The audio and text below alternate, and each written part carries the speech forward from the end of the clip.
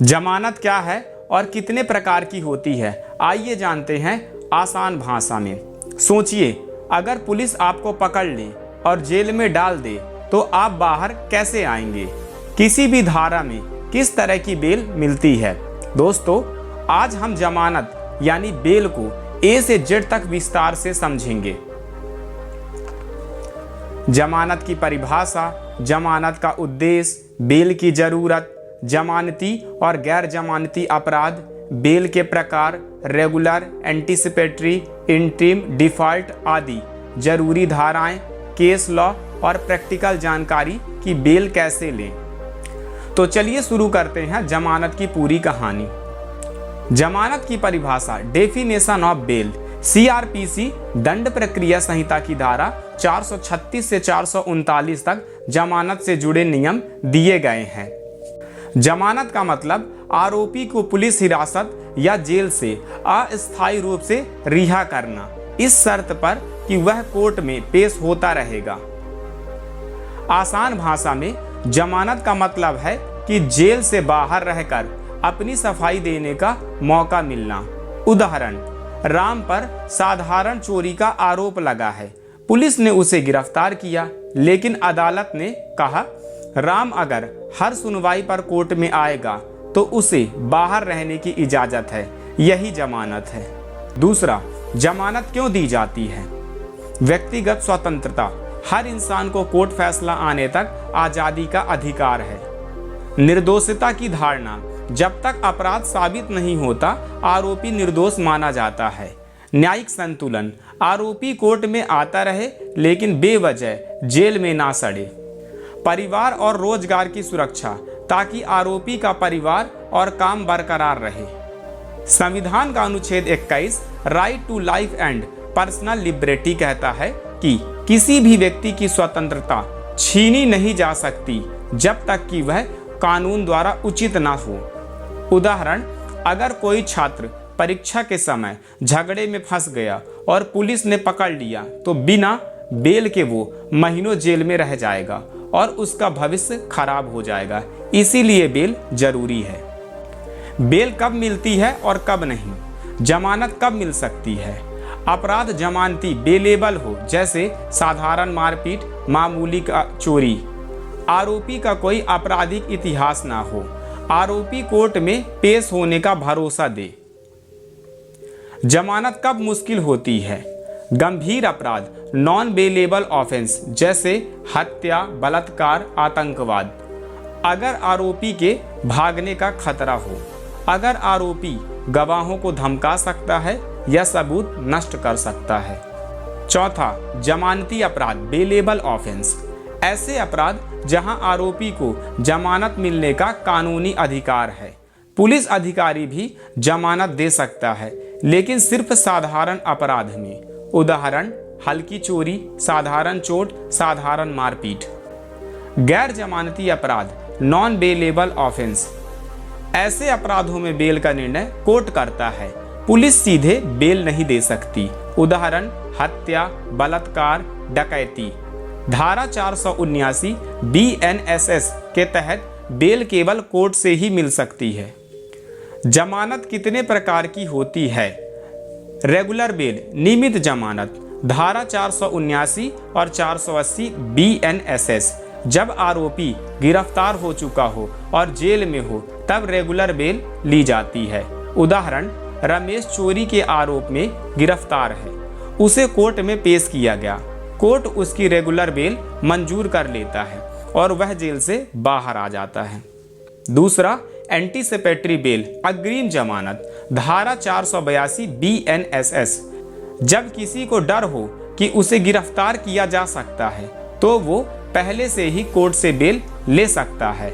उदाहरण, सीमा को डर है कि पड़ोसी झूठा केस दर्ज करवा सकते हैं, वह सेशन कोर्ट जाकर एंटीसिपेटरी बेल ले लेती है ताकि गिरफ्तारी होने पर भी जेल न जाना पड़े। इंटरिम बेल, अस्थायी जमानत, जब रेगुलर बेल या एंटीसिपेटरी बेल पर सुनवाई लंबित हो तब तक आरोपी को कुछ समय के लिए बेल दी जाती है। उदाहरण, अमित पर गंभीर आरोप है, उसकी रेगुलर बेल की सुनवाई 1 हफ्ते बाद है, कोर्ट उसे इंटरिम बेल दे देता है। डिफॉल्ट बेल, वैधानिक जमानत, धारा 479 BNSS। अगर पुलिस चार्जशीट दाखिल करने में समय सीमा 60 दिन या 90 दिन पार कर दे तो आरोपी को बेल लेने का अधिकार है। उदाहरण, रवि पर हत्या का आरोप है। पुलिस 90 दिन में चार्जशीट दाखिल नहीं कर पाई। रवि कोर्ट से डिफॉल्ट बेल मांग सकता है।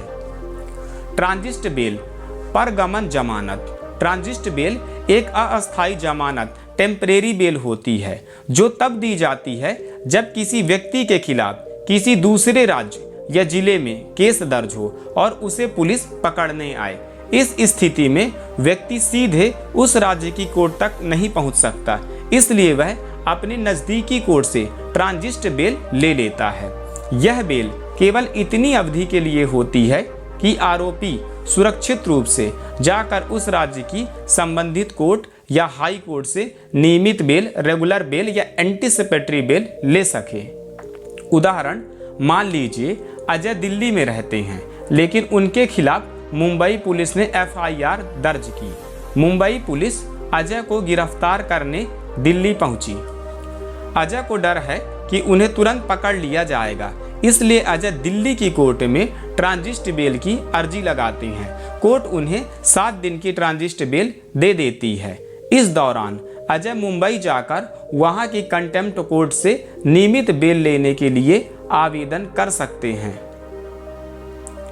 स्टैच्यूटरी बेल, यह डिफॉल्ट बेल का ही दूसरा नाम है क्योंकि यह CRPC की स्टैट्यूट से मिलता है। पर्सनल बॉन्ड बेल, धारा 436 CRPC। आरोपी बिना पैसे दिए सिर्फ लिखित वादा करके बाहर आ सकता है। उदाहरण, एक छात्र पर साधारण अपराध का आरोप है। कोर्ट कहता है तुम सिर्फ वादा करो कि अगली तारीख पर आओगे। जमानती बेल, श्योरिटी बेल। इसमें कोई व्यक्ति गारंटी देता है कि आरोपी कोर्ट में पेश होगा। उदाहरण, सोनू के पिता उसकी बेल पर गारंटी देते हैं। कैश बेल, बेल के लिए सीधे पैसे जमा करने पड़ते हैं। उदाहरण, कोर्ट आदेश देता है कि 25,000 रुपए जमा करो तभी बेल मिलेगी। सशर्त जमानत, कंडीशनल बेल, धारा 480 BNSS। बेल पर कुछ शर्तें लगाई जाती हैं। उदाहरण, आरोपी शहर नहीं छोड़ेगा, हर हफ्ते थाने में हाजिरी देगा। अनशर्त जमानत, अनकंडीशनल बेल, जब कोर्ट कोई अतिरिक्त शर्त नहीं लगाती। पैरोल और फरलो, पैरोल एंड फरलो, ये बेल नहीं है लेकिन लोग इन्हें बेल समझ लेते हैं। पैरोल आपात स्थिति में मिलती है, जैसे परिवार में मौत, बीमारी पर कैदी को बाहर आने की इजाज़त। फरलो, लंबे समय से सजा काट रहे कैदी को थोड़े समय की छुट्टी। ये जेल नियमों, प्रिजन रूल से जुड़े हैं। हाई कोर्ट और सुप्रीम कोर्ट से बेल, धारा 439 CRPC। हाई कोर्ट, गंभीर अपराधों में हाई कोर्ट से बेल ली जाती है। सुप्रीम कोर्ट, अगर हाई कोर्ट से बेल ना मिले तो आरोपी सुप्रीम कोर्ट जा सकता है। अंतिम उपाय, बेल रिजेक्ट होने की स्थिति। बेल इन स्थितियों में रिजेक्ट हो सकती है। गंभीर अपराध, आरोपी फरार हो सकता है, आरोपी गवाहों को प्रभावित कर सकता है, आरोपी सबूत नष्ट कर सकता है। बेल मिलने के फायदे, जेल से राहत, केस की तैयारी का समय, सामान्य जीवन जीने का मौका। बेल के गलत इस्तेमाल के खतरे, आरोपी फरार हो सकता है, गवाहों को धमका सकता है, अपराध दोबारा कर सकता है। जमानत कैसे अप्लाई करें? Practical step. पहला, पुलिस स्टेशन स्तर जमानती अपराधों में TI बेल दे सकता है। मजिस्ट्रेट कोर्ट साधारण बेल मिलती है। सेशन कोर्ट या हाई कोर्ट एंटीसिपेटरी या गंभीर मामलों में बेल मिलती है।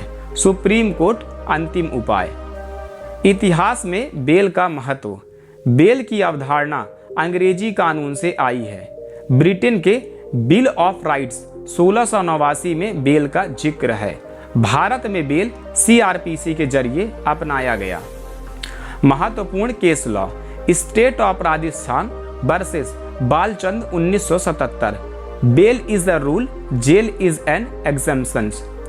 गुडी Kanti Narasimhulu versus public prosecutor 1978, bail का मकसद आरोपी को ट्रायल तक आज़ादी देना है।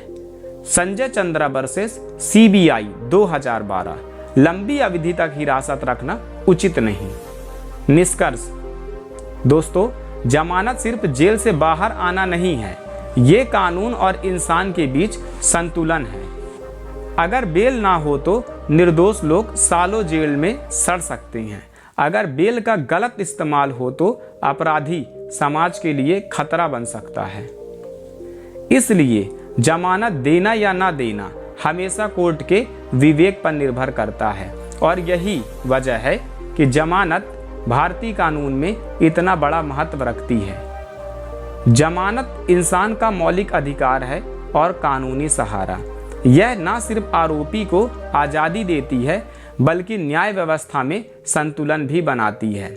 लेकिन याद रहे, जमानत का मतलब ये नहीं कि आरोपी बेकसूर है। असली फैसला तो मुकदमे के बाद ही होगा।